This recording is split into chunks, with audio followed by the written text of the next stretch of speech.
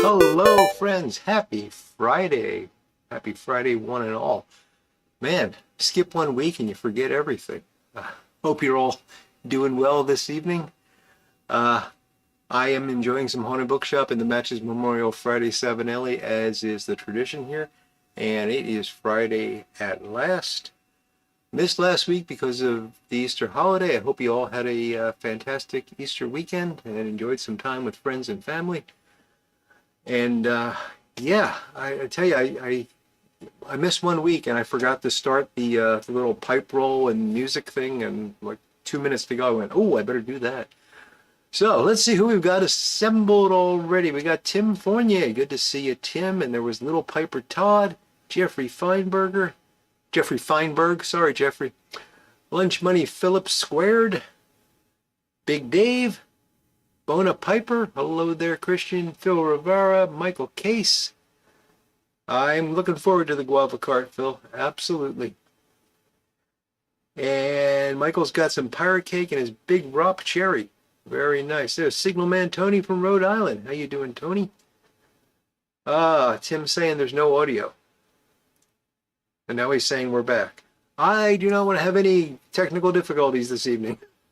I've actually gone to extremes to try to avoid that tonight. I'll tell you more about that. Chris Weber, hello there in Iowa.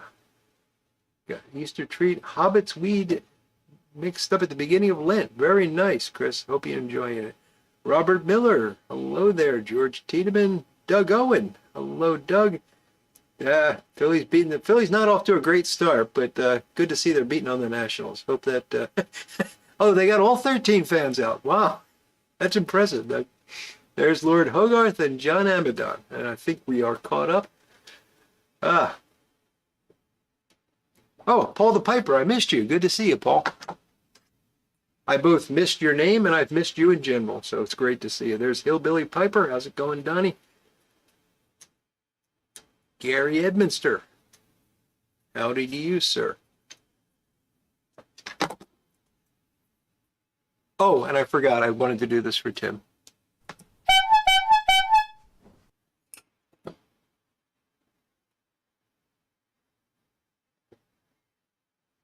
Paragon Piper, good to see you, buddy.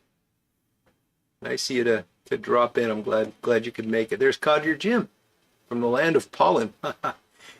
Is that yellow tree pollen that you have to shovel sometime, Jim?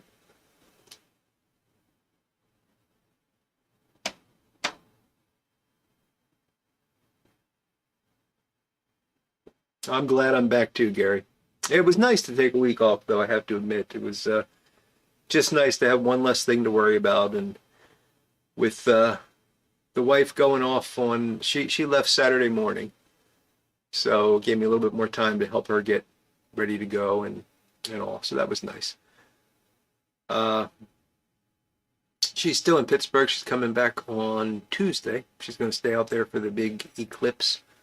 I think they're going to have like 2% more totality than we're going to have on this side of the state. So, yay. Bona Piper, the perils of opening too many tins of tobacco. Yes, I'm sure that does sound vaguely familiar, Christian. Yeah. So that's in case you didn't see the title card or the silly Google Gemini thing that I had in the description. So I realized this past 2 weeks, I was smoking the last tobacco of the week, which was that Smoker's Haven Our Best Blend, which, by the way, is fantastic. I mean, it's a lot of Kia blend, but I'm really enjoying it. A couple of days I had a couple of bowls of it, which is very weird for me. I've probably had a bowl of that every day since it's been open. Maybe I missed one or two. Really like it. And Bill's going to stay home and watch the ellipses. Okay. I really am enjoying it, and I was thinking, well, I got to put this in a jar because I want to, save it, and I'm not going to be able to smoke it after tonight because we're going to be picking another tobacco. And I thought to myself, wait a minute, you dummy. This is exactly what you're trying to get rid of. I've got all these jars that I just cleared out, and I'm looking through the empty jars to get one to put the Smoker's Haven in. And I realized that I'm just going to create a bigger problem by opening up another tin every week. So I can't do that. I mean, I could do it, but it would make my life much more difficult and wouldn't solve any problems for me. So we're going to not do the tobacco of the week anymore. I think we're going to do, sorry, because I don't know if you really look forward to it, but it seems like you do. We're going to switch to tobacco of the month. So we're going to do first Friday of the month. We will choose a new tobacco, and I will enjoy that during the month. I'll do a chat about it on Sunday, like we have been. There'll still be other new things that I'll scatter in and out because I still have all these little jars of stuff that we opened already that I haven't had a chance to finish. Like I've got here the what is this? The Savinelli Brunella Flake, which is really, really good, and I've only gotten about halfway through that jar. So I'll still be having those on Fridays, but we're going to just choose a tin once a month just to keep it from becoming an overwhelming number of jars. So hope you don't mind. If you don't want to, Paul's already voting. If you don't want to deal with that, then, you can watch the other Friday night pipe smoking live stream, I guess. But I hope it's okay. Paragon Piper says he's watching Jeremy Brett Sherlock. Is such an inspiration to smoke in your church. Well, yeah, I know what you mean, Paragon Piper. Jeremy Brett really knew how to handle that. And Tim solved the problem.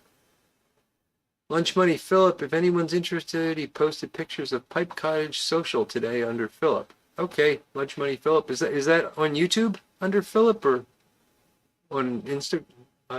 Where did you post it, Philip? Brian Woodward, hello. Paragon Piper says open a jar of haunted bookshop each week. I could do that. Gary's voting for number 3. Stop voting.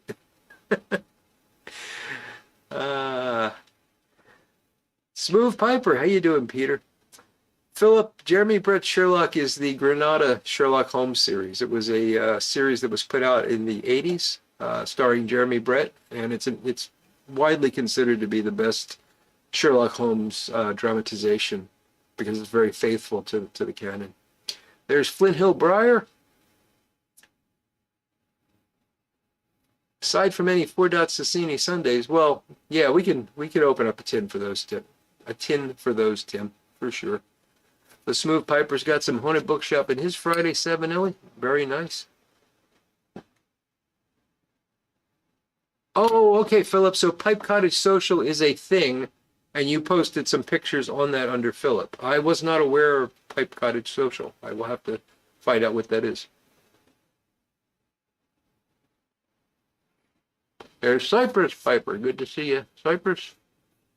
And Couch, who has had a crazy day at work. I had a crazy day. I'll tell you more about that.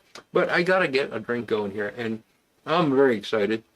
As my buddy Phil mentioned earlier, I finally have been able to get some guava cart.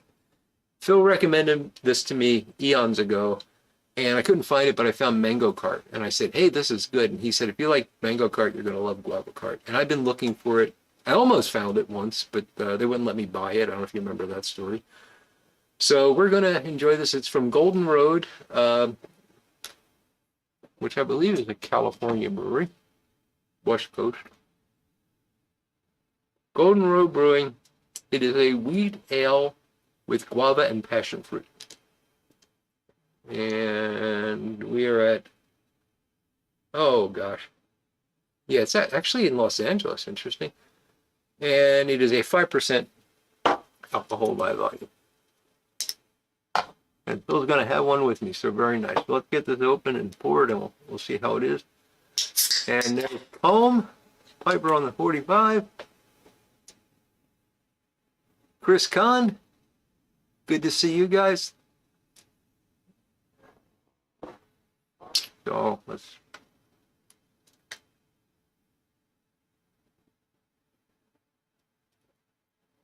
Now for dinner tonight, I got Indian takeout because I really like Indian food and my wife doesn't, and she's not here, and I haven't had it in years.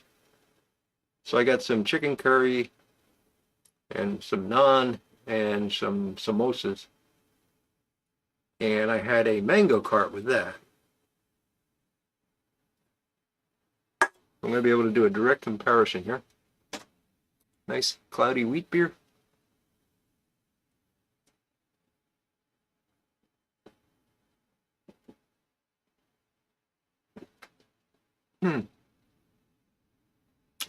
Oh, that is nice.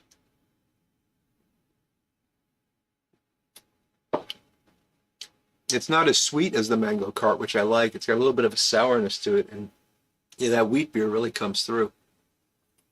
Good stuff. Thank you, Phil.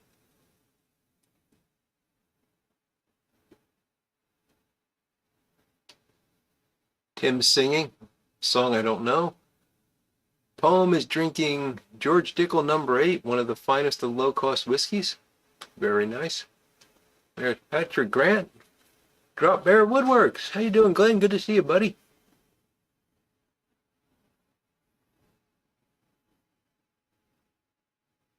Guys, you don't want Paul to send you that photo. I've seen one of his photos. It's terrifying.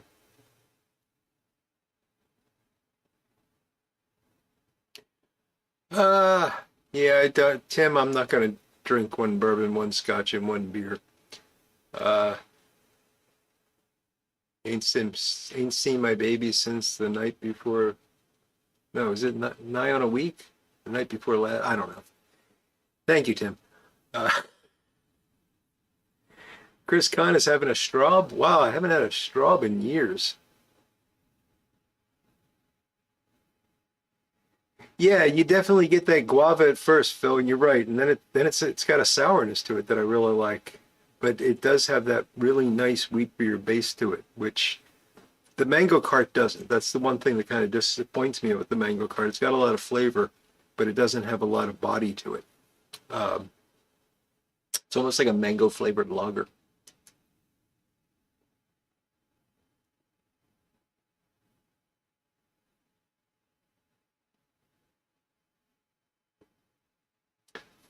Oh, yes, Doug. I think I remember that scene. Terror by Night, Basil Rathbone yelling at Watson about curry. Yeah.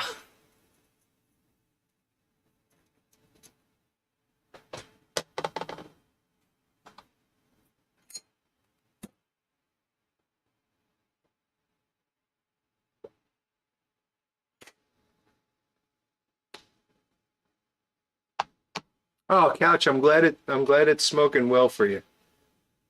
I just tuned it up.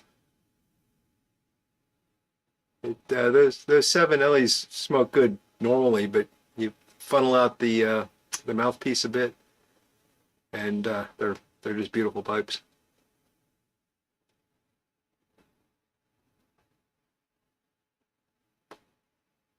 You know, Tim, about a year ago, I would have said I don't fruit the beer either, but I just got on this kick, and it's hard to get off.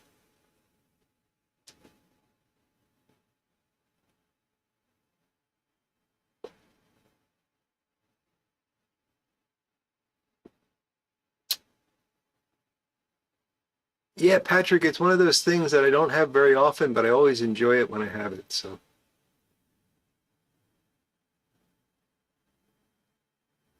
okay, Paragon Piper, I got it, I got it. This is really not very fruity. This is more of a sour. And I got a whole case of, not a case, I got a 12 pack of, it's an assortment from Golden Road. So there's the guava cart, the mango cart. There is a spicy guava, which I'm really interested in trying. And what's the fourth one? I don't remember what the fourth one. I'm afraid the fourth one might be an IPA, but we will suffer through.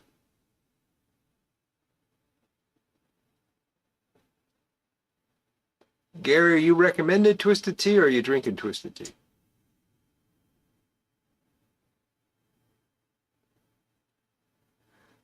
Absolutely, Flint Hill. If it tastes good, so be it. And you know what? It's just like smoking a pipe. If you're enjoying it, you're doing it right.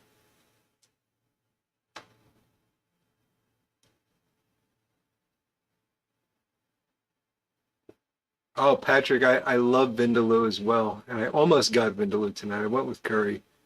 Uh, the last time I ate Vindaloo, and it's been a really long time, probably about 5, 6 years, probably more than that. I got really sick. I don't know if it was the Vindaloo or the place I got it from or what. I was in Toronto actually. Um, and it just kind of, every time I go to order it, I love it, but I see it on the menu and I'm about to, and I just don't do it because of that one experience. Okay, Glenn. Yes, yes. Make fun of the fruity beer. I got you. I wouldn't last a minute in Australia anyway. You're all too manly for me. I don't know if it's a spicy guava or spicy mango, Phil. I can't remember. It's one of those. Peroni's a nice beer, Paul. Yeah. First time I had that, I was actually in Sicily. And they sell in quite a few places now.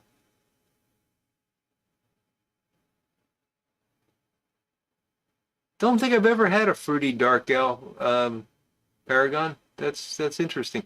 I have had recently, well, I've had quite a few like peanut butter chocolate stouts or chocolate stouts. And just recently I had one on here that tasted fruity, although it was supposed to be Oreo cookie based, but it tasted very berry-like. It's good stuff. Guinness is certainly one of the best, Paul, no question. Gary has drank a few twisted teas. I've never had one, Gary.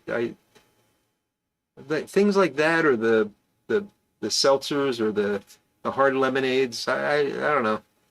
I just like beer. If I'm not drinking beer, it'll be wine or whiskey. But the, those, I don't know why I don't like them. I've had a few of the hard lemonades and didn't really like them very much.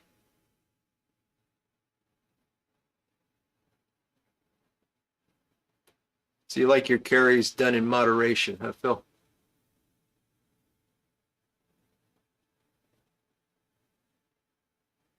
Yeah, you never want to order a Vindaloo hot, Patrick.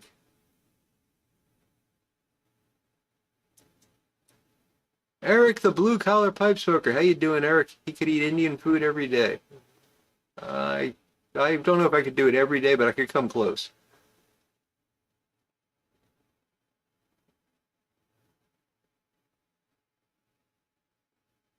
Flint Hill's recommending the Guinness Foreign Extra Stout.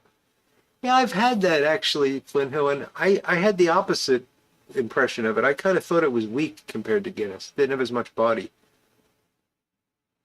But, you know, to each his own. Gary found some Blatz beer. Wow, that's a blast from the past, Gary.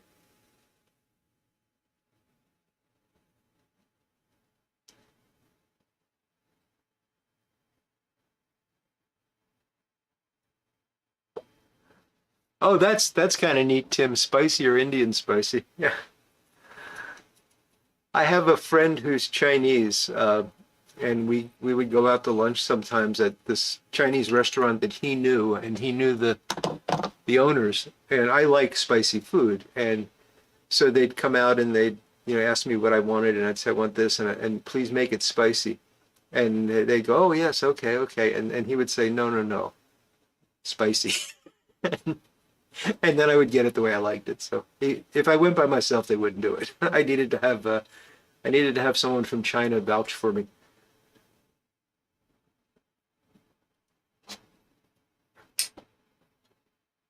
Korean beers all taste like light beer, huh?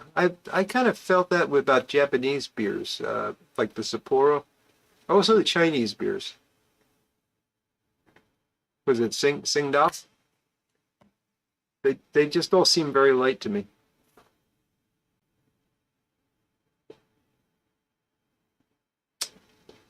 Sake is a good drink, Pum. I like that on occasion. Rum is more Glen speed. Good deal.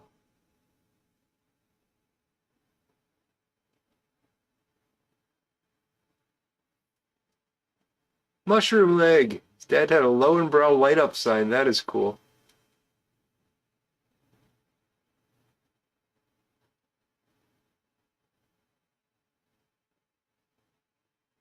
You eat beer? Is that Vietnam, Phil?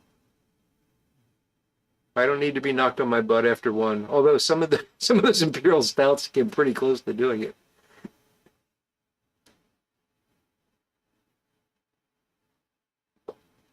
Tsingtao skunk water. Yeah, I've had it a few times in Chinese restaurants where it was the only option. It was that or tea.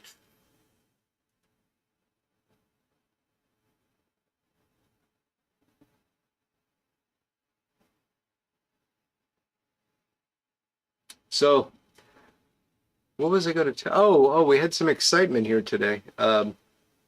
We had an earthquake, which is kind of very, very rare for this part of the world, for this particular part of the country. And it was nothing. It was so what was happening? I was sitting down here. I was working my day job, and I had my headphones on, uh, and I started to hear this like rumbling, and I thought that's odd. Was that because I was doing a training video thing, and that's an odd thing to put in this video. And then I took the one ear thing off, and I realized that the house was rumbling. Now, this is an old house. It's 70 years old or so. And when we get a thunderstorm, like a big thunderstorm, big cracks of thunder, the house will shake with that. And that's what it felt like. It felt like a thunderclap that lasted about 20 seconds. The ground wasn't shaking. I felt nothing. I just heard it. Now, I've been in one other earthquake in this area where the building moved, and that was weird. But this was just, I didn't think it was an earthquake. I just thought it was, maybe a low-flying jet or something, or a big heavy truck going by or something. I didn't know. So I was talking to my wife about noon, and I said, yeah, this really weird thing happened. And she said, oh, that's odd. And then we hung up, and a few minutes later, she calls back and says, you had an earthquake, you dummy. And apparently it was all over the news, but I wasn't paying attention to it. It was centered in somewhere in New Jersey, and it was 4.8 magnitude, I think, which is nothing great. You got it there? You felt it up in New York, Peter? Interesting. Yeah, Patrick, it was right around 10:30, a little bit before 10:30 actually. Um, Felt it in Brooklyn too. Poem, it was right around it was maybe like 10:20, 10:25, somewhere in that range.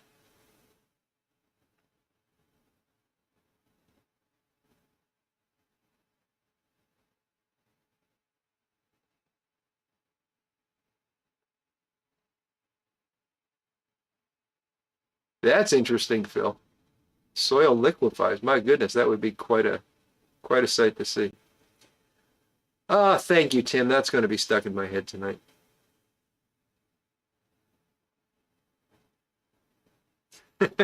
Carol King. Thank you, God, you do.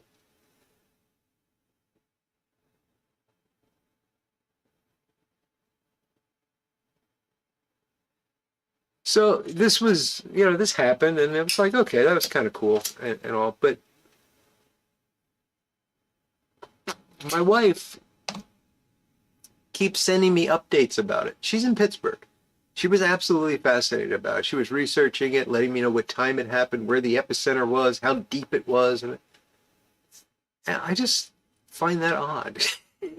I sat here through it, and I just, that was a noise. And she was just really, really into it. And then I went into work, and like all these people are saying, "Oh, did you feel the earth?" You know, come on. It was today, Donnie. It was about 10:20, something like that. 10:20, 10:30, somewhere there.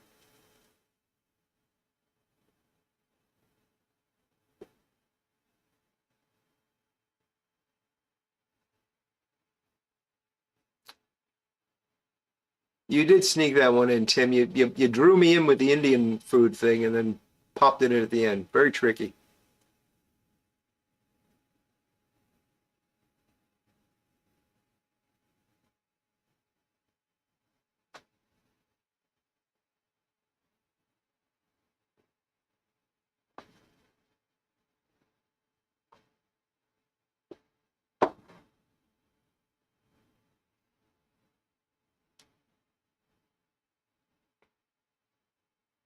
But that's only the second time that that's happened in this area.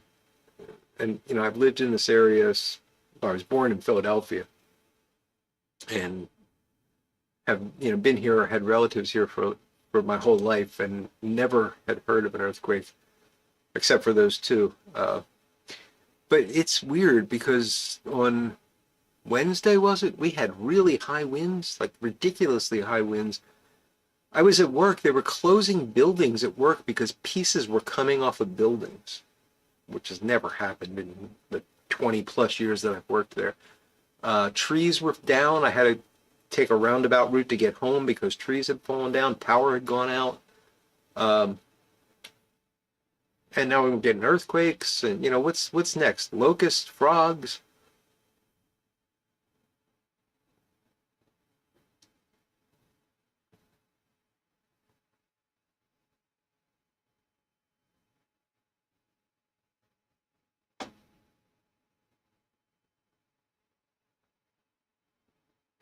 He's my worried mind. It might.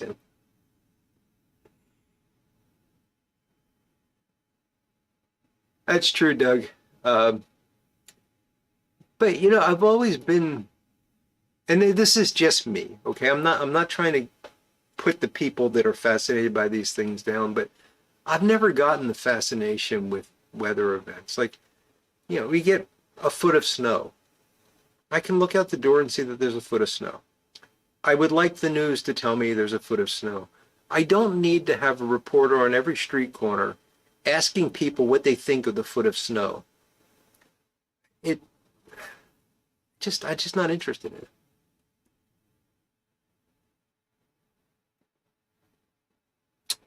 So you just sort of get used to it, Michael.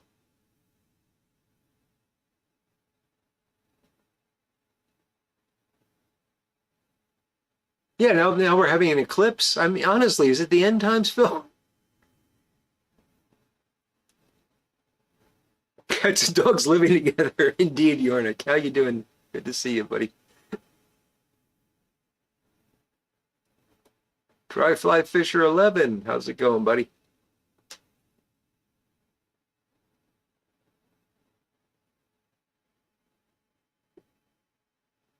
Yeah, tornadoes there, Tim? Yeah, Doug, I don't know. Maybe it is time to start considering our next lives.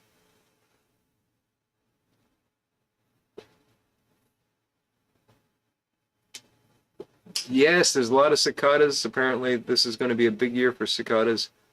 I'm hoping to fish one of the cicada hatches this year. That's apparently quite a thing when the trout are on them. I've never experienced it.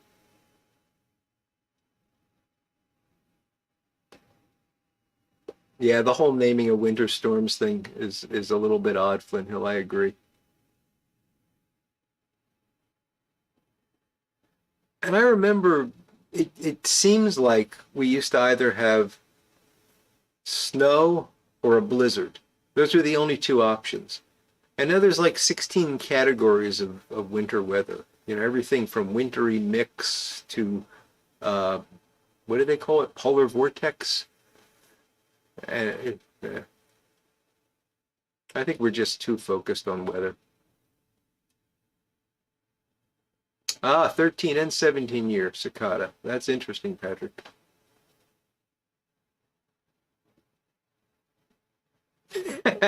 That's, you know, dry fly fisher, that might be right. That's funny.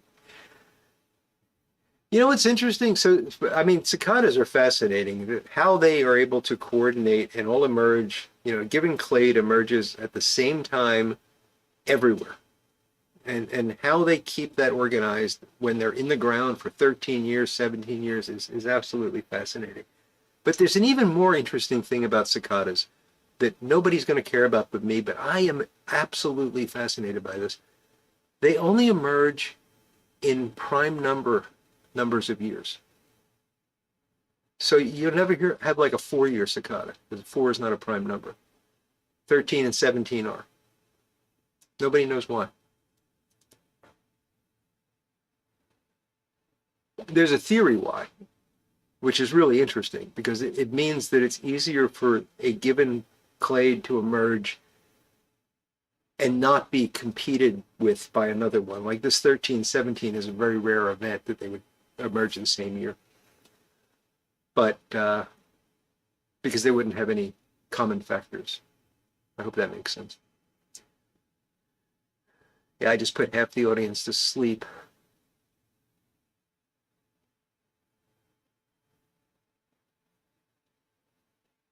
It does help the mentalist. You're right, Bob.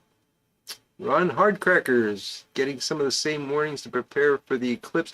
Yes, I've been through eclipses before. We didn't have to stop delivering FedEx packages for the safety of our drivers. What is going on?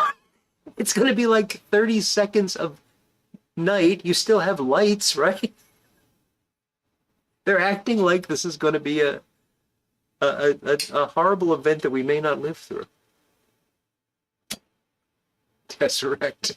Yes, Yornik.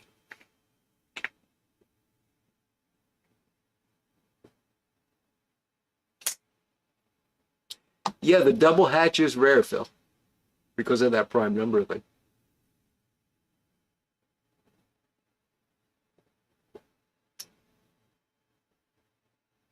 You know, Andrew, I like cornflakes. I don't know. I agree with you on that. We don't need all those breakfast cereals, and we don't need all this winter weather. That is Big Dave. Did I miss you earlier, Big Dave? It's good to see you, buddy.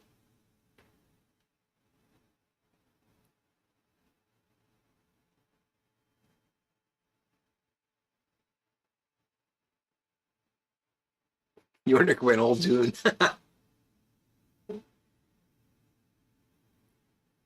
Lynn Hill says, they say you can eat newly emerged cicadas, and I can tell you my dearly departed beagle used to do just that. Old Buckley loved cicadas. So much so that when I would clean up after Buckley, there would be eyes looking at me. Sorry, that's a little gross, but it's absolutely true.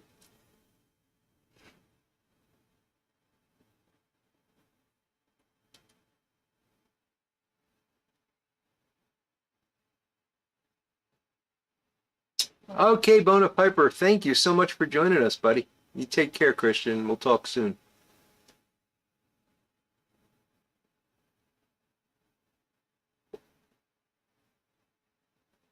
Ah, okay. Chris thinks it's more about the traffic of eclipse watchers. Okay. That makes a little bit more sense.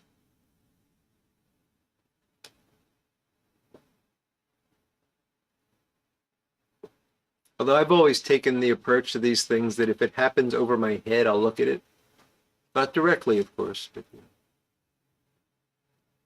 I actually had to explain to someone today who is a PhD scientist why they can't look at the sun during an eclipse.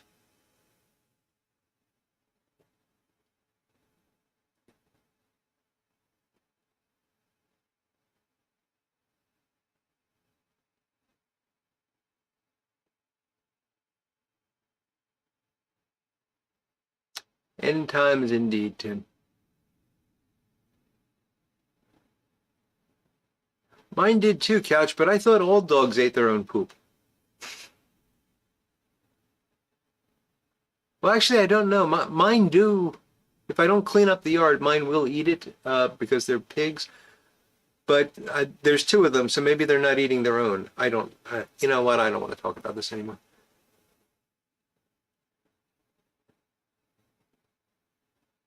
Palm got 8 Davidoff cigars from Milan Tobacco. I like the Davidoffs. They're mild, but they're a good solid cigar.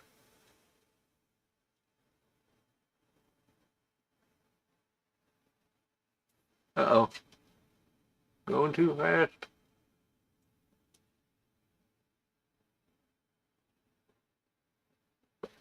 Oh, Phil, that was actually Tim Fournier's Instagram live that we're having our 4 Dot Sunday. So if anybody's on Instagram and they want to join us for a 4 Dot Sassini Sunday, Tim's your guy.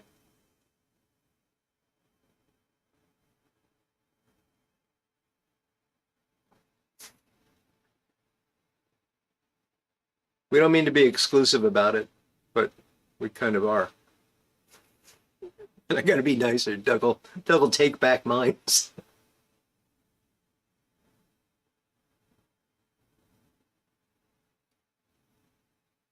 That's a good point, Doug. It does really show you what kind of marketing they've got for those things.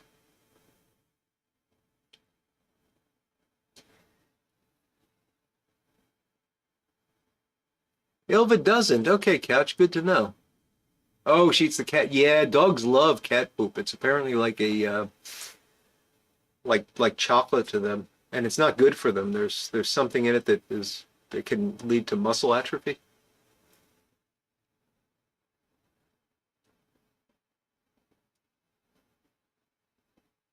Well, that's the other thing, Chris. These things invariably, when they happen, the weather is terrible. I don't know why, but anytime there's like a nighttime event that I want to see, it's cloudy. And yeah, Erie this time of year, probably gonna rain. They are pricey, Patrick. You're right.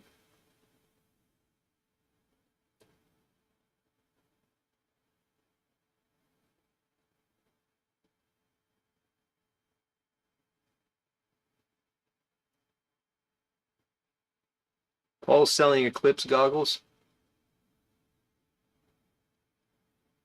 and they come with. You know, it's a shame. The thing I remember, there was an eclipse when I was very young. I was probably only like 6 years old, and my dad showed me. I'm sure he saw it in a newspaper or a magazine or something, but he showed me how to make a pinhole camera to watch it. And I was telling this person I work with today, I probably for the next 10 years made pinhole cameras. I probably made 50 pinhole cameras because I was just so fascinated by the fact that you could do it. I don't even know if you guys know what a pinhole camera is. I haven't seen any mention of them in the lead up to this eclipse, but it's a great way to watch it, and it teaches kids something about optics and gets them interested in the science and all that. But no, we'll just sell ridiculously overpriced glasses.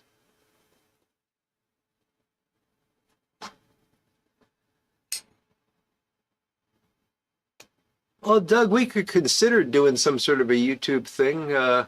Tim's the master of it, but currently it was an Instagram thing, and that was kind of spontaneous. I thought I was just going to be chatting with Tim, but no.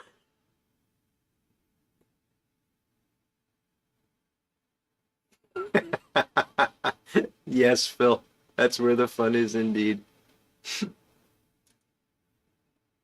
That's a great and very odd song.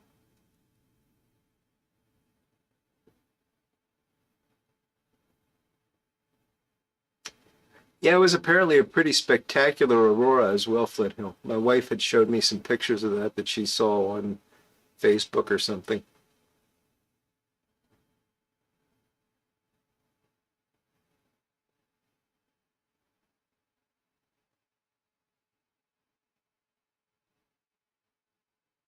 Michael, I didn't say it tasted like chocolate. I said it was like chocolate to them. Um, if it tastes like chocolate, I don't want to know who discovered that. Okay, Phil. So yeah, that's right. You're into photography, so you would know about them. And Flint Hill made some too. Ah, Chris Kahn did it too. Yeah, okay. I just love that. I think it's a great thing for kids to do. John Amadon remembers them too. Oh, fiber makes a lot more sense, Brian. I read that comment and I didn't know what to make of it. There is no fiber in cereals anymore. You're right.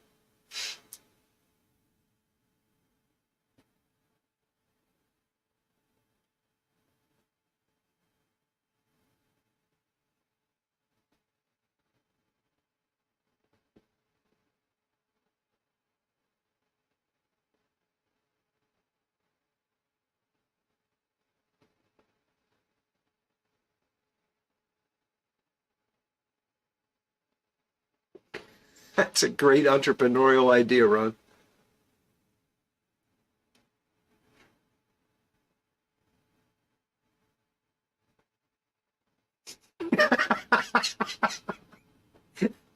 Well, Michael, there's your answer from Paul the Piper. Oh, Paul, I think you just made my night. And Paragon follows with a Kit Kat joke. That's good too.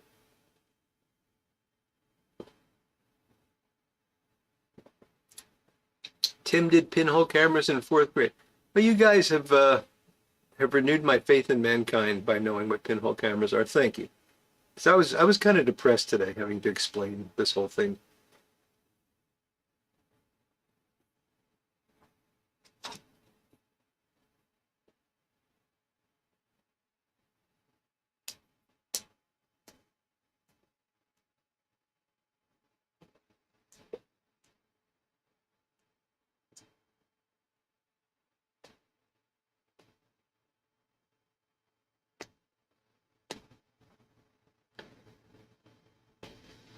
Chris Kahn, was that eclipse in the 90s, or was that a more recent one?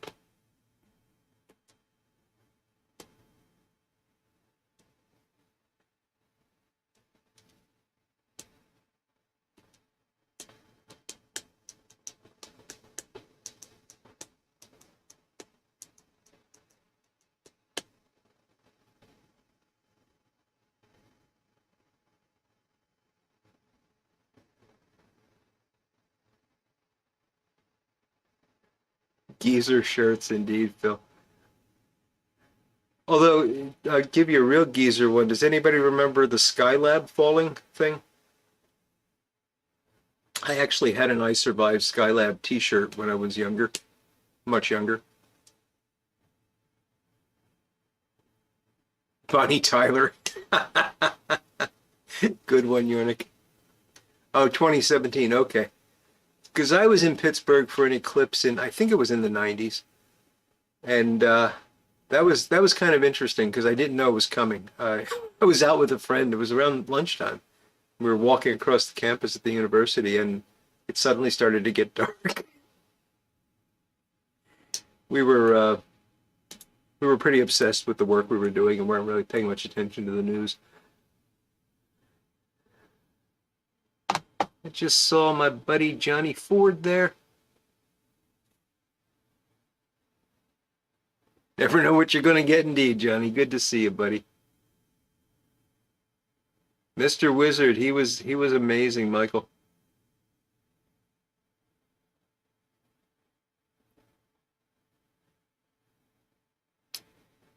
Yeah, the proximity is amazing, Tim. I agree. which adding it to earthquakes and high winds and everything else, I don't know.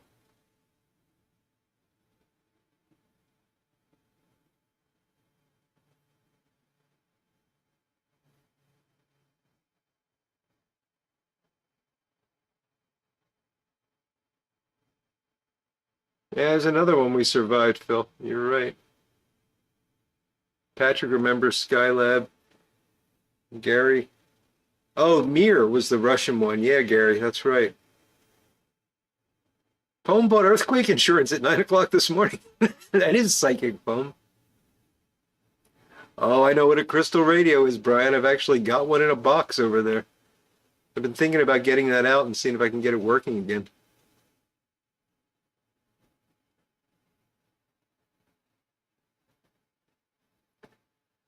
I did not watch the Ten Commandments this year, Big Dave, but I have seen it.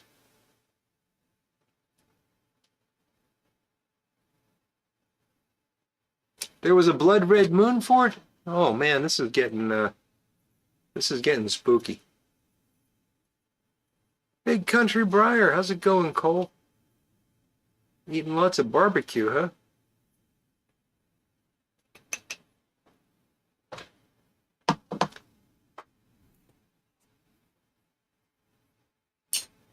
Recommendations for our next trip to Roanoke.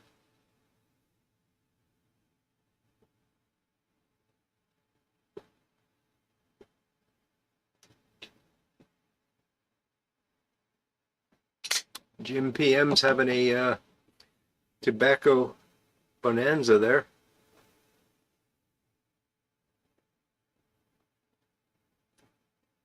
Outdoors hiking. And did I see Couch said he finally got some cobblestone? Did you try it yet, Couch?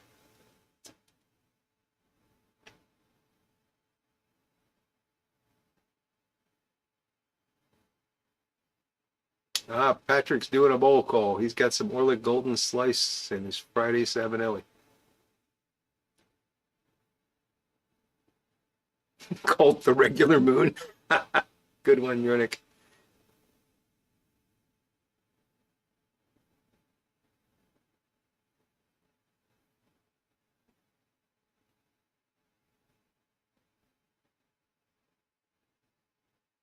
Tim misses smoking pipes while smoking meat. Never done the meat smoking thing, but I will someday because I like smoked meat. Yeah.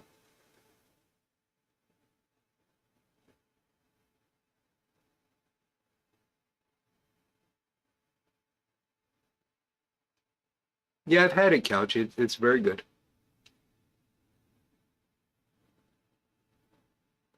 Gary's got his Peterson house pipe with vanilla custard and some black coffee.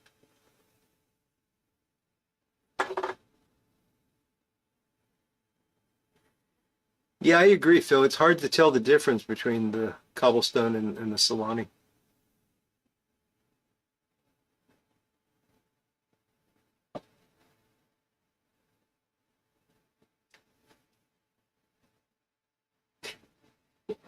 Edward G. Robinson in that role was ridiculous, Big Dave.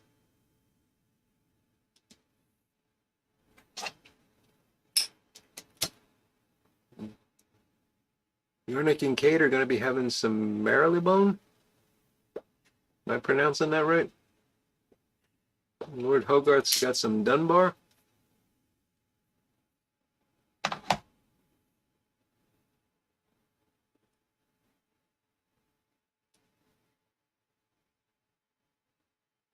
I'm sure they are, Ford. I'm sure they are.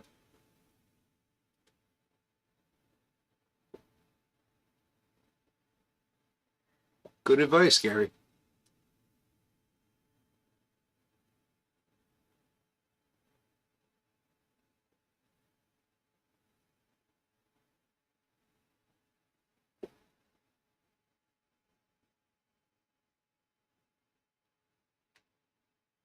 Tim, that's ambiguous. What are you putting in the oven?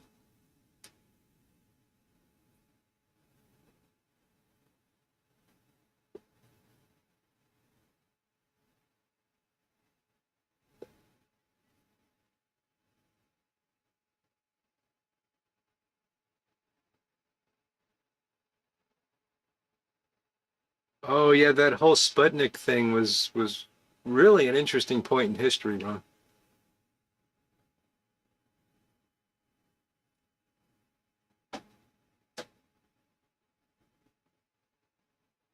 Brian Dawkins has got some HGL in his Rossi estate.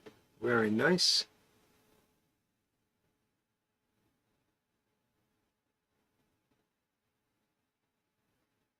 Marleybone. Okay, Yarnik, thank you. 965 by any other name.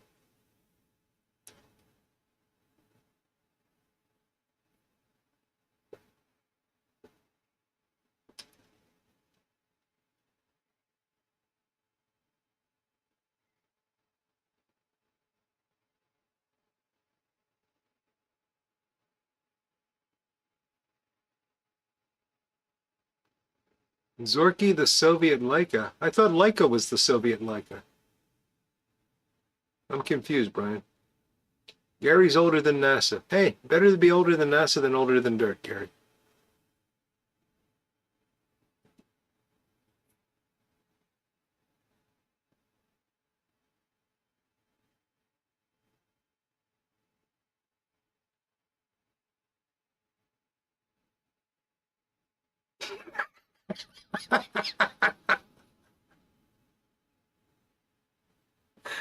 Oh, Chris, that's funny. Unless you're seriously asking the question, which is even funnier.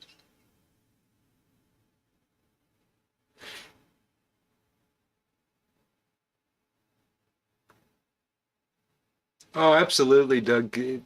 Edward G. Robinson was an incredible actor, and yeah, but he had a type that he played, and that wasn't it. But it is kind of sad that that happened to him. Sabanelli Churchwarden with Boswell's Honey Roast. Sounds very good, John.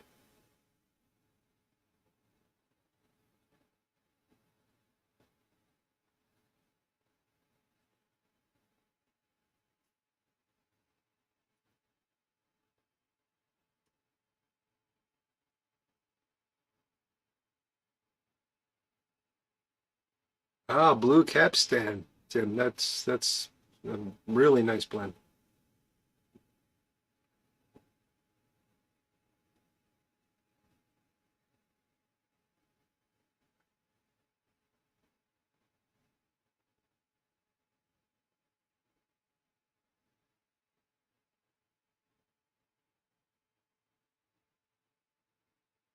Gary lost his tamper on his desk. Gary, I've lost. You wouldn't believe what I've lost right in front of me. I've been doing. I don't know if you can see how messy that bench is back there, but I have set things down, picked something else up, and going to get the thing I set down, and had to spend like 5 minutes looking for the thing I had just set down.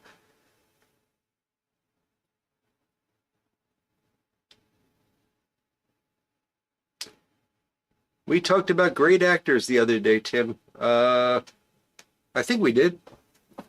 I'm trying to remember. There were some pipe smoking Hall of Fame actors that we discussed.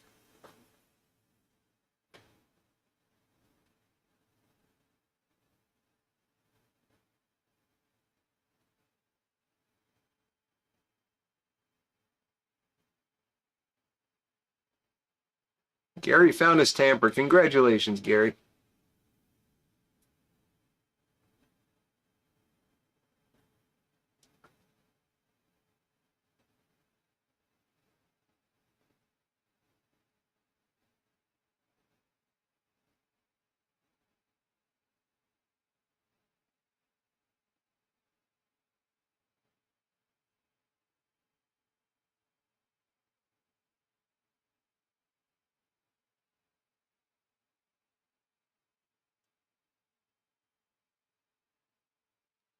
Oh, Leica cameras, Brian. Okay. I thought you were referring to the first dog in space because we were talking about Sputnik. Okay. Well, all makes some degree of sense now, at least as much sense as it's going to make. Can anyone comment on Freeburg and Trier Blackjack Freeburg and Trier Cut Virginia Plug? Asked Jim PM. I do not know either of those.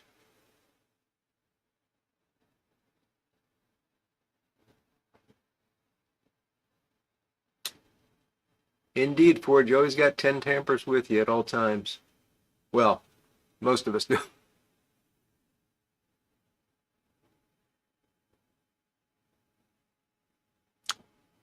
I am done with the haunted bookshop. I'm going to set that aside and I will decide all by my lonesome what I'm going to smoke next.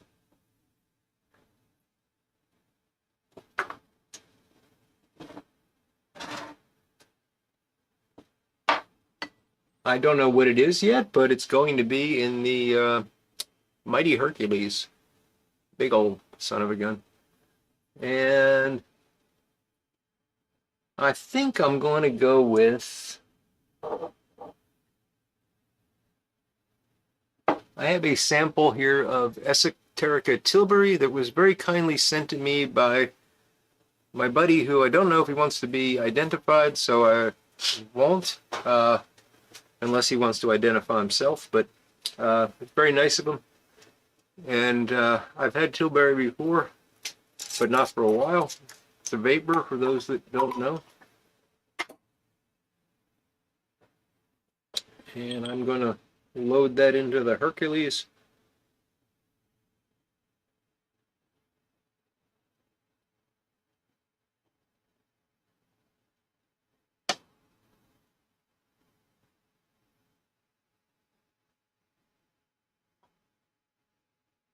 Ah, Jack Kirby and Dr. Quest from Johnny Quest, right, Tim? But those weren't actors.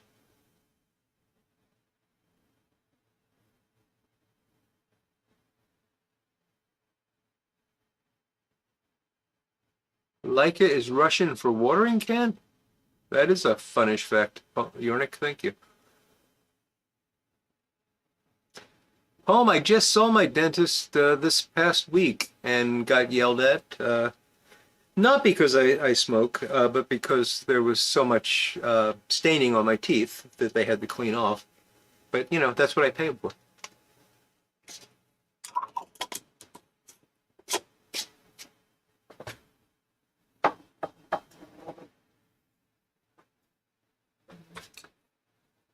John, it was very generous and much appreciated.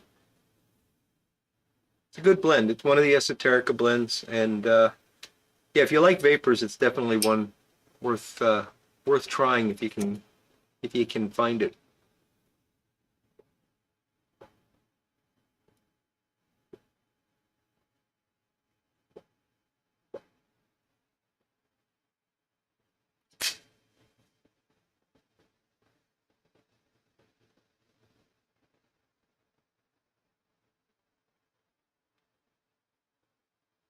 Lurker Troy is voting for 2. Cole, I don't think there's any burley in it, so I'm guessing you're barbecue drunk, but I could be wrong.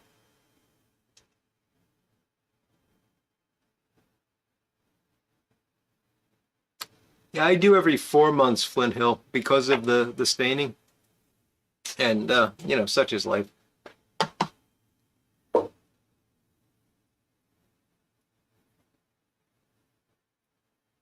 Black Cat Piper, happy Friday, sir. Good to see you. Robert Redford and Jackie Gleason. Okay, Tim. Oh, yes, we were talking about, I was thinking of our 4-dot conversation, but we were chatting about them with what do you call those things? Text messages. There we go. 2 fine actors. And Jackie Gleason was a great dancer.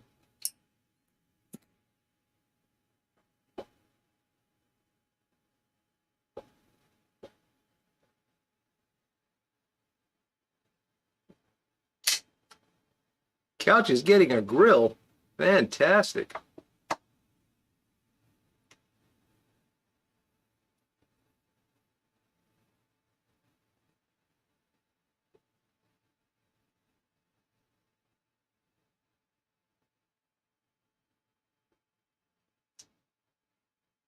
Unix says there's a puzzle game titled Agent A, and the boss of the super secret spy society smokes a pipe. Or smoked, chances are he got blown.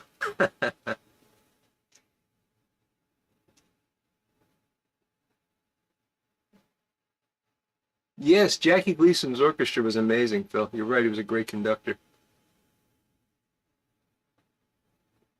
Oh, you're getting a grill on your teeth, which means braces, right? You want to look like a pirate.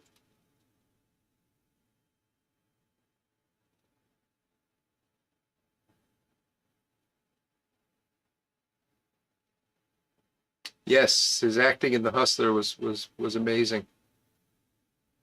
Hustle. Hustle, whatever.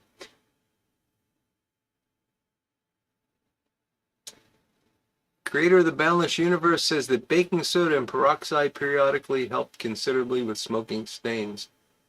Yeah. Thank you, Creator. I'd like to say I'll give it a try, but I know I'm not going to. I'm too lazy.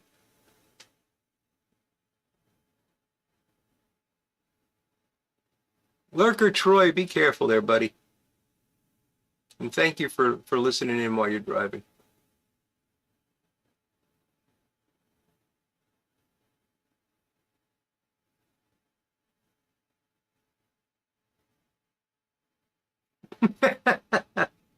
Gleason had 3 sets of clothing, says Michael Case. Fat, fatter, and fattest.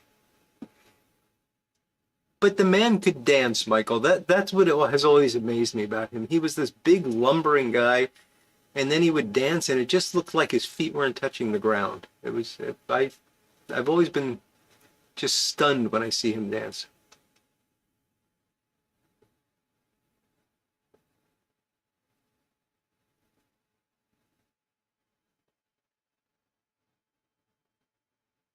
Holmes says, just tell the dentist you drink a lot of black tea. Well, I do drink a lot of black coffee, and he's, it's funny, I've actually been seeing the same dentist for, God, at least 15 years, maybe longer. And we become pretty friendly. And he's known I've smoked forever, and he always says you should stop, and I always say I'm not going to, and then we go on. So I don't have any trouble with that. But he tells me, so he's a little bit overweight, and I was a lot overweight, if you remember. And I lost all this weight. Now he's jealous of me with that. And he always brings up the black coffee. And he says, well, if you put a little bit of cream in it, that'll help prevent it from binding to your teeth and staining them. I don't know if that's true or not. But he always says this, and I don't want to do it, so I just say, oh, okay, and then I go on. Well, the last time he did that, I responded, are you kidding? With all those extra calories? Which was actually a way of making fun of the fact that he still hasn't lost weight. And he smacked me. On the shoulder, but he smacked me. So.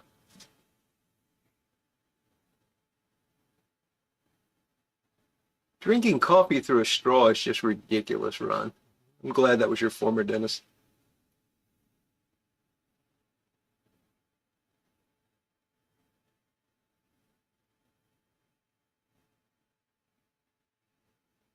He was a great golfer too, Lord Hogarth. Yep.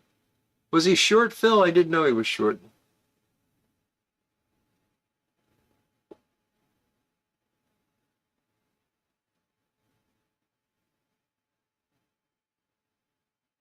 Oh, fantastic, Peter. Going for Granger in a basket pipe and with a stem made by a local hobbyist.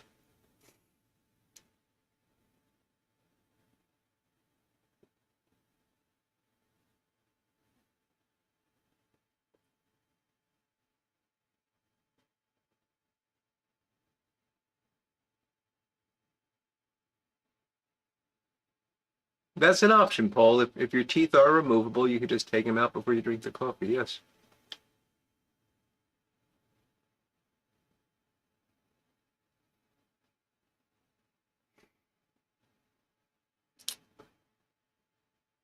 Oh, Lord Hogarth, I got to be careful. I got in trouble for making fun of the French.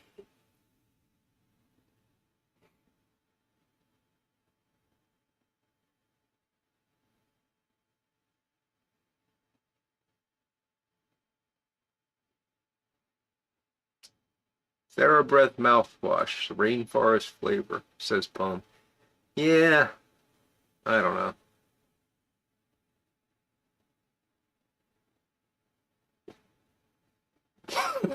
Oh, that's funny, Phil.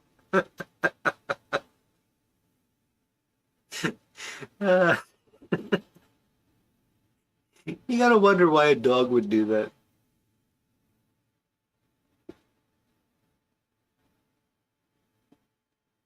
John's pipe journey. Good to see you, buddy.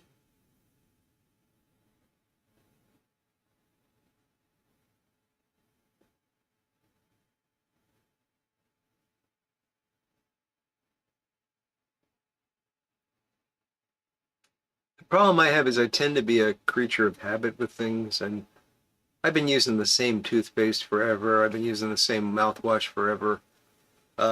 I recently, in the past couple years, switched to one of those electric brushes, which I now like, but for about a year I hated it. Um, so just little things like that, switching to a new mouthwash or a new toothpaste, I just, like I said, I pay them, they scrape it off. It's fine.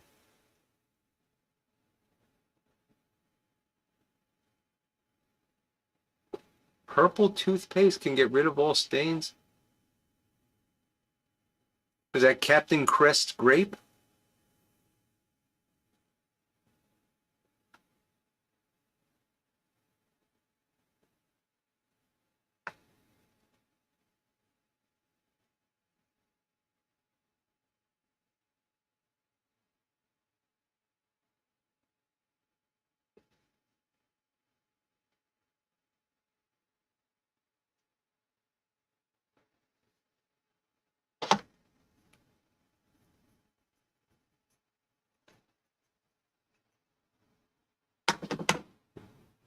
This tilbury is nice. It's a really sweet Virginia, and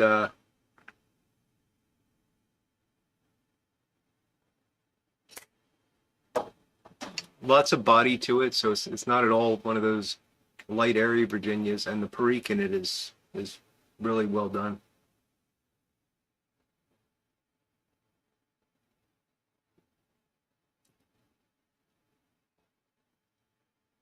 Captain Black Crest.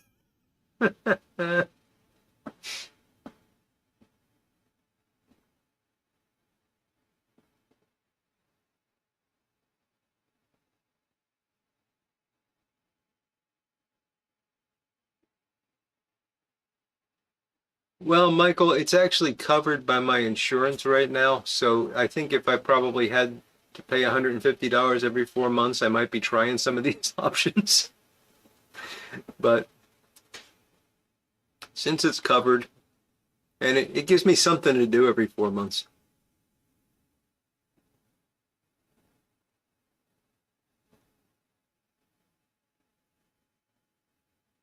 Oh, my Piper on the 45. That must have been interesting.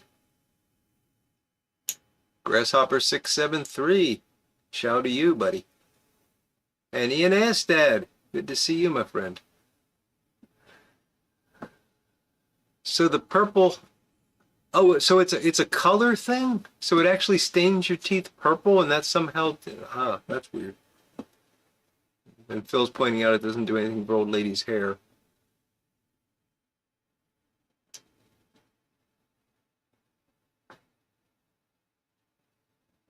Preparation H shines up vulcanite stems? Are you making that up, Lord Hogarth? I don't know why that would work.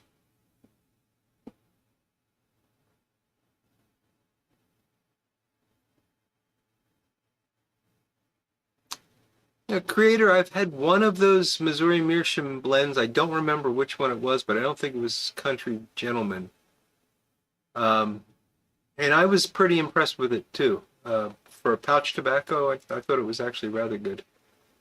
It was it was uh it was like 4th of July blend or something like that. It was some patriotic. It had like a flag on it, but I can't remember what it was called.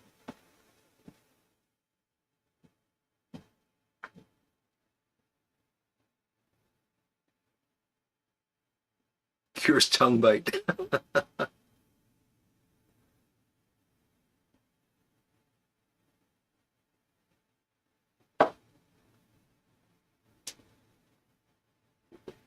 Shrink system. You're oh, great. Chris. Your stems are shiny, but they keep falling out.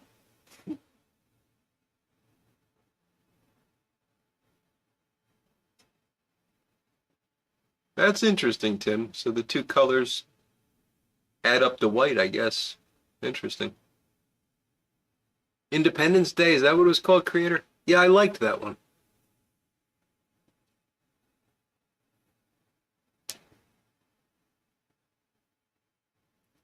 Big Dave wants to know if pipe tobaccos and name brand cigarettes the same in price these days. I would say no, Big Dave, because you're getting a lot more smokes out of a tin of a tobacco than you are out of a pack of cigarettes. But I don't know. I don't even know what a pack of cigarettes costs these days.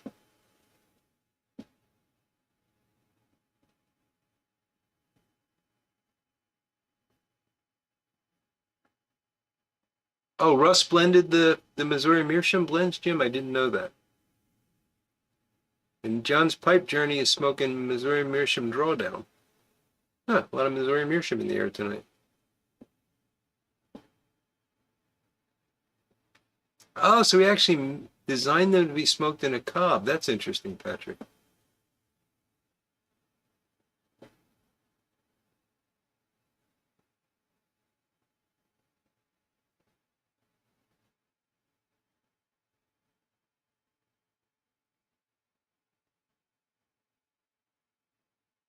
$20 for a single pack. My God.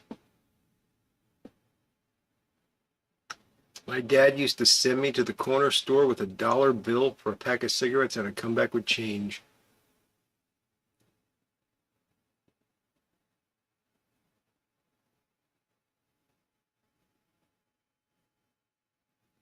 That is brilliant marketing, Yornik.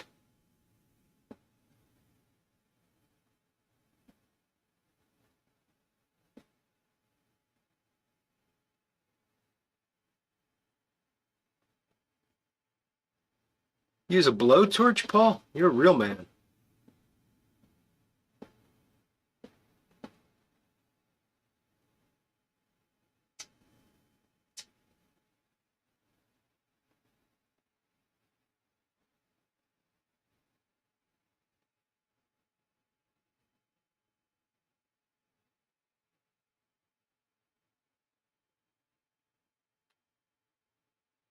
It is a syntax paragon. And,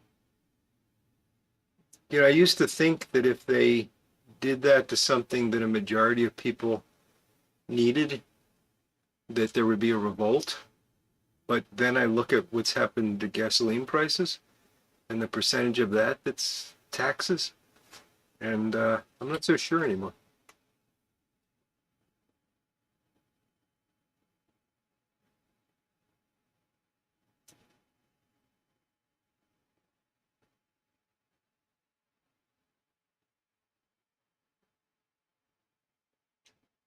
This is really good stuff.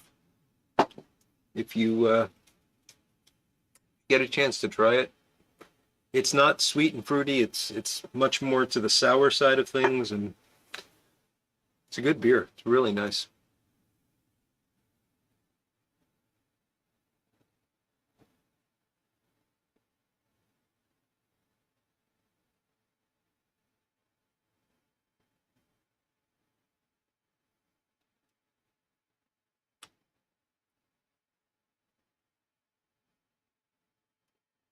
That's right, Paragon. If we were to tax sin, the politicians would be broke.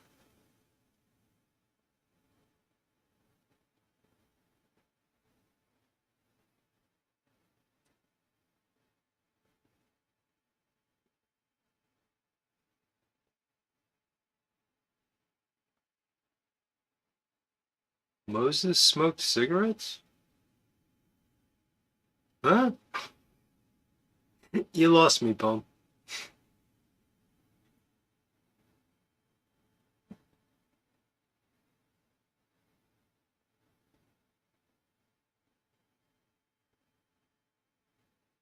American Patriot. That might be what I had. Yeah, flat cap. I think that is what I had because I think I remember it. Well, it did have a topping to it, but it wasn't overdone.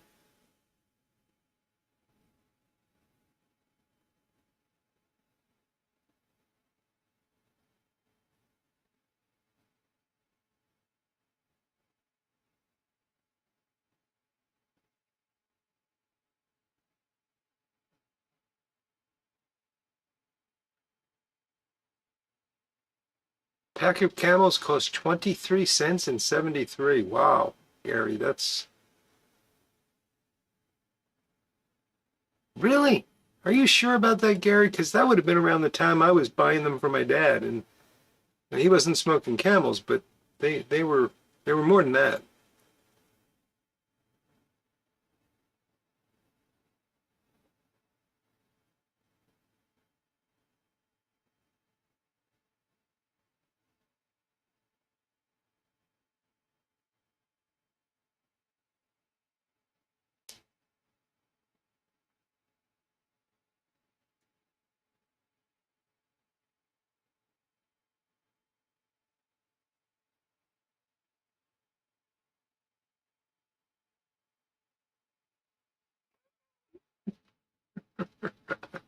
Oh, Ron, you could see light bend. That is funny. Oh, okay, Gary. So that would explain the price then.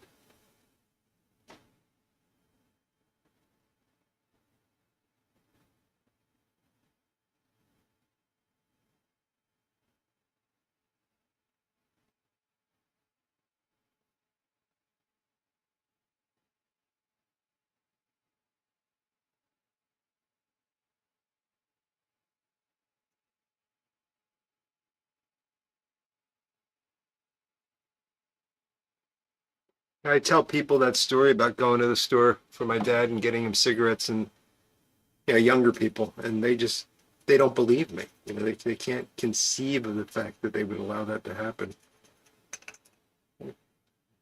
Why not? I mean, what 8-year-old kid is buying a pack of cigarettes for himself? I guess now it's possible, but back then it was unthinkable.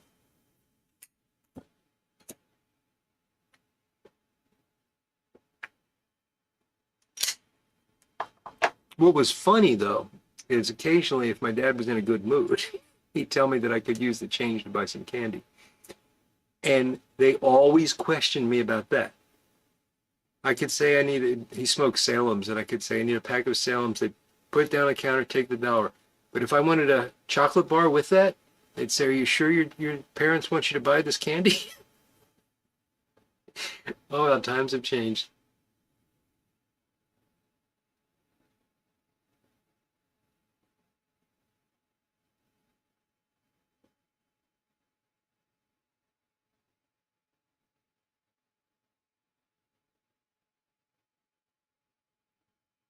Yeah, the vending machines, I remember those, Paul. With the things you'd pull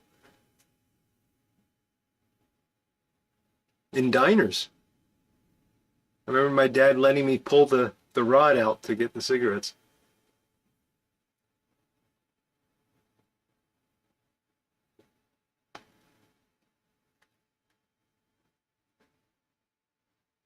Big Dave, I don't know if it's legal in most places, but I just recently found out it is not legal in Pennsylvania to grow your own tobacco. Oops. Of course, if I don't know that,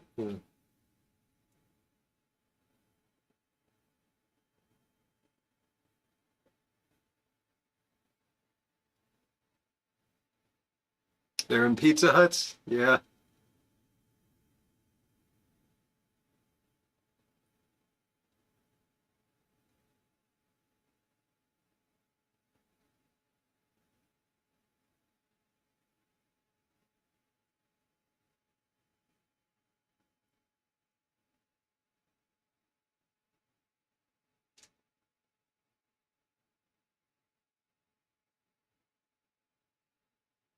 Oh yeah, candy cigarettes. They were mint flavored. Well, there were two kinds, Big Dave. There were the mint flavored ones that were like white sticks of chalky mint with red dye on the end of them. Those were fun. But there was a chocolate candy cigarette. There was actually a tube of chocolate wrapped in paper. And there was also a bubblegum cigarette. There was a tube of bubblegum wrapped in paper. But these chocolate ones, if you got the right ones, they had like a probably cornstarch that was put on the chocolate to prevent it from sticking to the paper. And if you blew through them, it looked like a puff of smoke was coming out of them. Those were good times.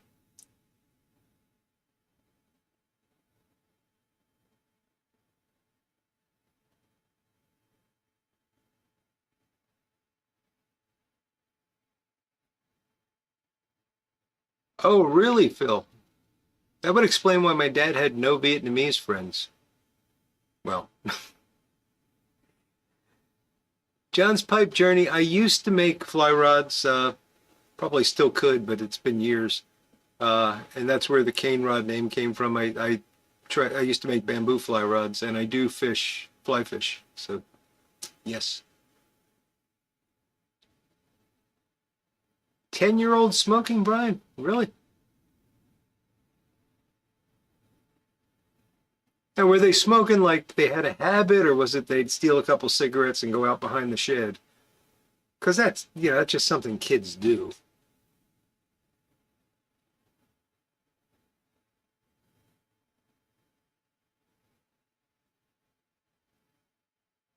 Bill, you should know I don't have much of an imagination, but I think I get it.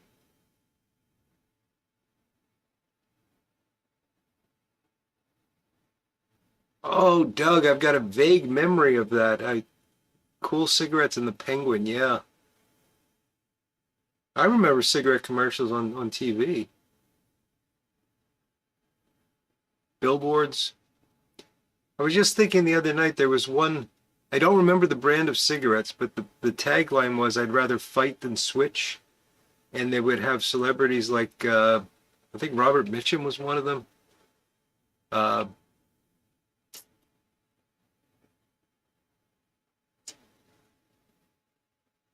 that was the Life Paragon for sure. Steve, he'd get a note from his mother for the cigarettes. That's cool. Yeah, Doug, it was hard to keep those chocolate cigarettes lit. You're right.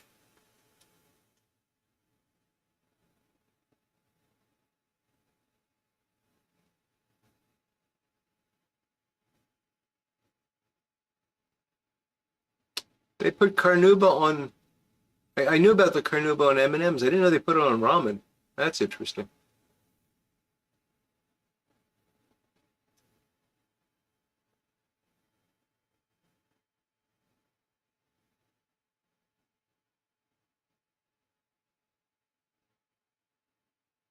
Ron, give them plenty of space, and if they're established plants, they're going to grow.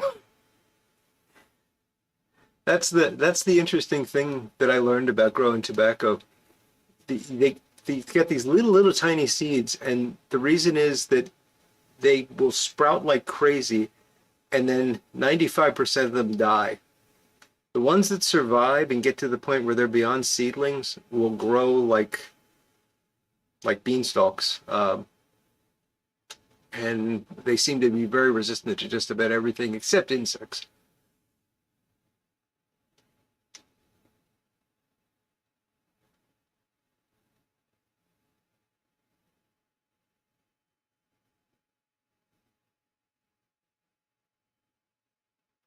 Now, Tim, that's something that would not be tolerated when I was a kid, at least in the area that I lived in.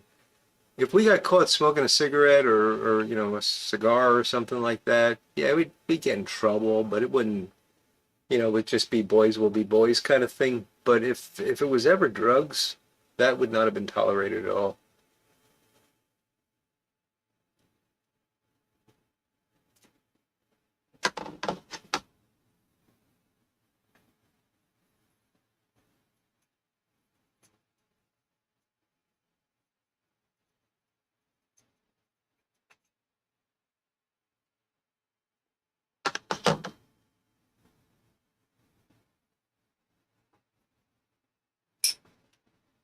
Taciturn Richard, it was Carlton?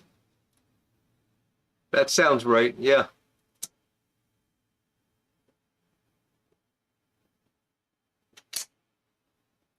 Tobacco sprout salad. They grow as well as like bean sprouts or even those chia seeds. You could make a chia pet out of tobacco, but they would die after a week.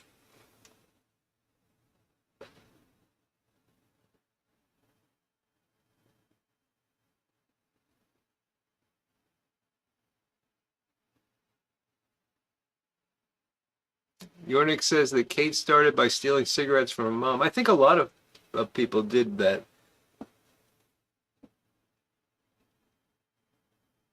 Oh, it was Robert Conrad for the battery on his shoulder. I remember those were cool commercials. I never understood them. I don't know what that had to do with the battery, but I remember thinking they were really cool.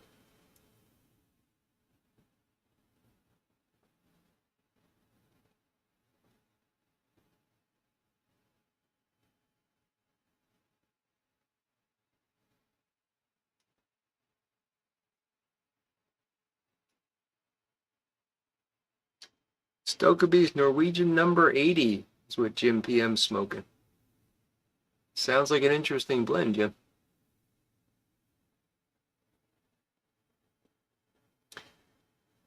John's Pipe Journey, are you talking about this show here?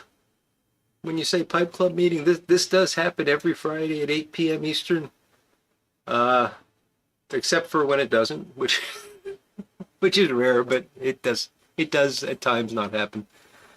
But if you sorry to sound YouTube-ish, but if you click the subscribe and the bell icon, you'll get notified, unless YouTube doesn't notify you. Everything happens unless it doesn't, right? Captain Black Beans. That's clever, Yonick.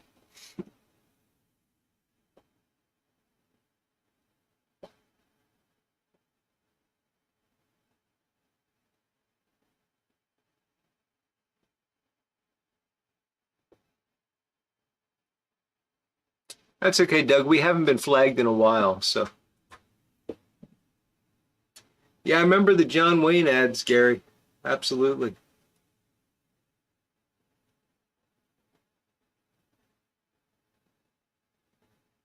And then didn't John Wayne, I think John Wayne did some advertisements towards the end of his life that were like PSAs about not smoking. I know Yul Brynner did that, but I think John Wayne did too.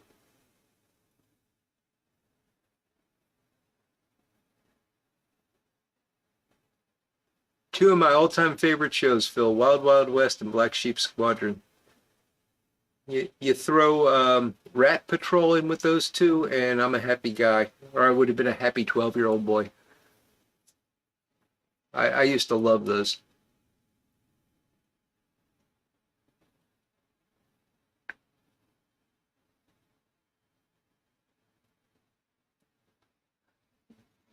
John's Pipe Journey, YouTube is a mystery. I was telling Tim and little Piper Todd. Actually, Todd, I haven't seen you. I hope you're still out there, and I forgot to say hello to you. Sorry. But I was telling them before the show started that I really rely on this pop out the chat button because I can make the chat window big and I can see it without my reading glasses. They moved it. I thought they took it away. I finally found it. Why they do these things, I do not know. That's correct in most states, John. I think in most states that if you grow tobacco for your own use, it's not illegal. But apparently in Pennsylvania, it is. Uh, and I just found this out.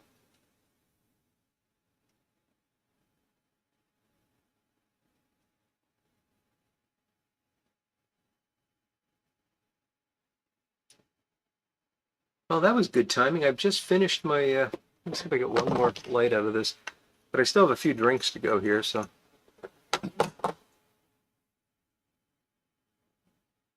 John Huston did one.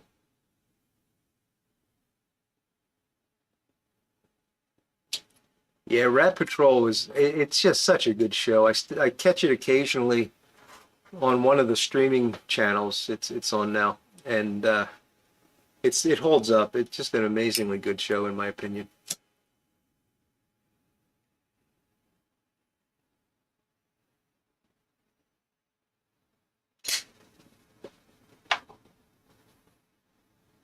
Yeah, Fred and Barney were Winston fans for sure.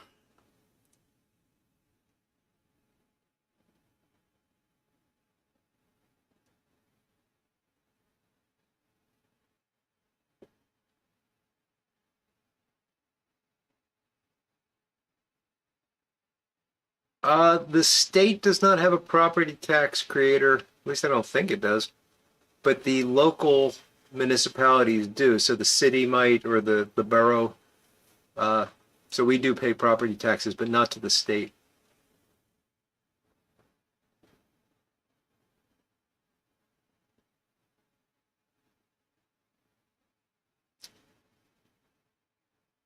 Oh, Tim, you don't need to do that. I'm okay. I'm good. I know that song by way of Beavis and Butthead.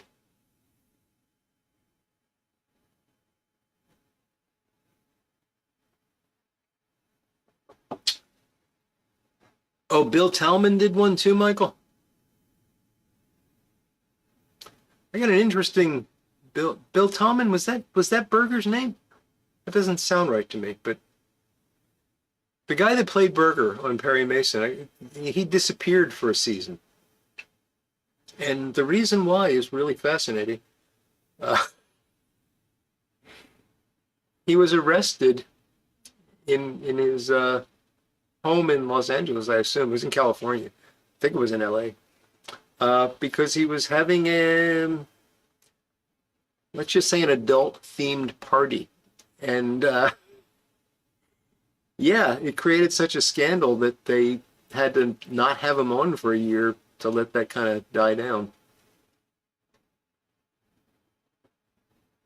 Walt Disney did anti-smoking stuff. I mean, Disney sold pipes and tobacco at their parks, for goodness sakes. George Jetson smoked a pipe? I don't remember that, Gary. That's cool.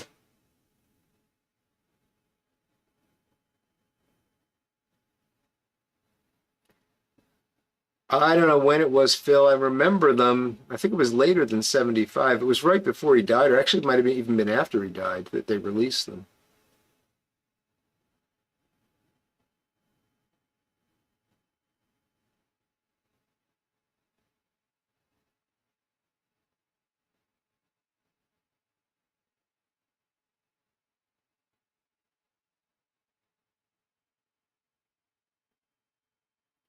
Oh, John's pipe journey. I'm glad the pipe mortar's working out for you. I'm really happy so many folks have been able to use that. I feel like I did something good.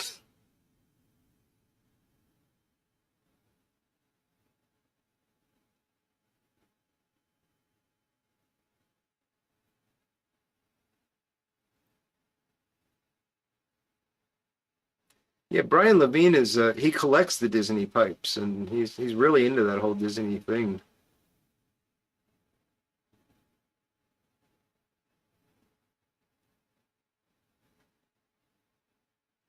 Brenner did anti-robot ads? Yul Brenner was against robots? What did robots ever do to him? Whenever I think of Yul Brenner, I think of Yul Gibbons. Does anybody remember Yul Gibbons for Grape Nuts?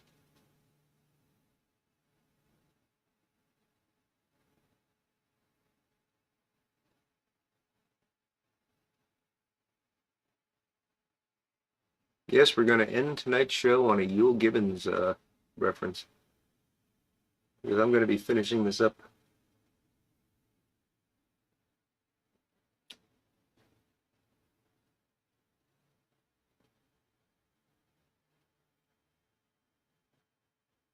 I liked Grape Nuts with warm milk, not with cold milk. Had a very nutty flavor. Some parts of the pine cone are edible. Yes, Gary, yes.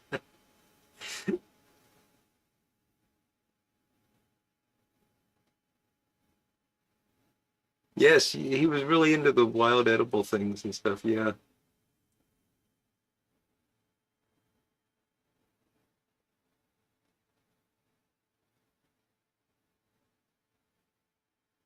Ah, that was the Westworld reference. Yul Brenner played a gotcha. Okay, gotcha. Okay, got it, Tim.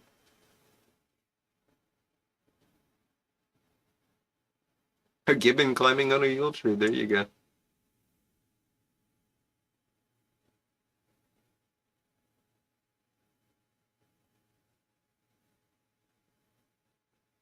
They are surprisingly calorie dense, Flint Hill. Yeah. Oh yeah, the bubble pipes. Absolutely, Steve. Yeah, some of them had multiple things where the bubbles would come out of. You can get quite a few bubbles out of them.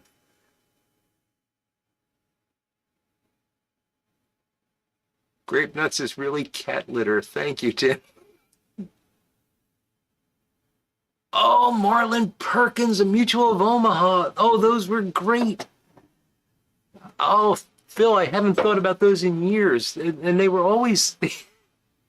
Who was his guys? Jim or Steve or something like that, and Marlon Perkins would be sitting in this office, and he'd be saying,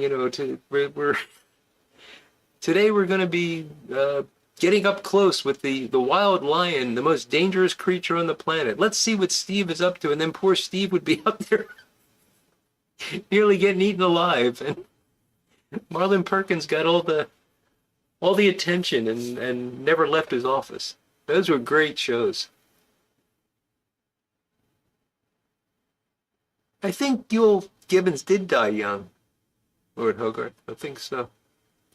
Was it Jim Poem? I don't remember. It was Jim, Phil? Okay. Jim Fowler? Was that his name?